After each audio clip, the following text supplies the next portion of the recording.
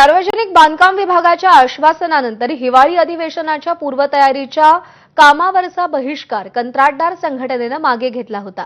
मात्र 5 दिवस उलटूनही जुनं प्रलंबित देयकं कंत्राटदारांना मिळाली नाहीत।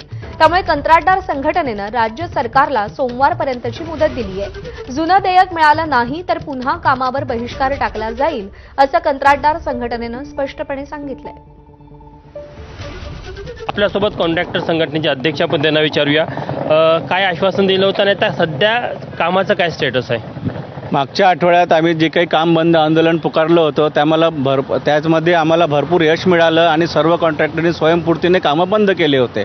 हे बघून मुख्य अभियंता सचिव यांनी आम्हाला आश्वासन दिलं होतं, मीटिंग झाली आमची की एका आठवड्यात तुम्हाला पैसे मिळतील, म्हणजे शुक्रवारपर्यंत तुम्हाला पैसे मिळण्याचे 100% त्यांनी आश्वासन दिलं होतं। आणि त्यांच्या आश्वासनामुळे आम्ही आमचं आंदोलन मागे घेतलं आणि सर्व कॉन्ट्रॅक्टरनी कामं पुन्हा व्यवस्थित सुरू केलेली आहे। परंतु आज एक आठवडा झाला, त्यांनी आश्वासन पूर्तता अजून झालेली नाही आहे। तर आमच्याकडे आता प्रश्न येत आहे की त्यांनी आश्वासन दिलं होतं ते पोल तर ठरणार नाही, कारण कॉन्ट्रॅक्टरला पैसे देण्याचं आश्वासन दिल्यामुळे कॉन्ट्रॅक्टरनी पुन्हा कामं सुरू केले।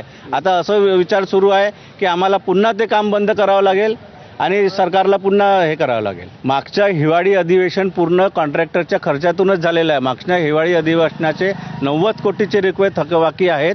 ते सर्व बिलं जे आहे ते कॉन्ट्रॅक्टरने आपले पैसे लावून कामं केलेले आहे। याही वर्षी ते पुन्हा कामं करत आहे, म्हणजे सरकार फक्त उधारीवर अधिवेशन सुरू किती दिवस तुम्ही वाट पाहणार आहात?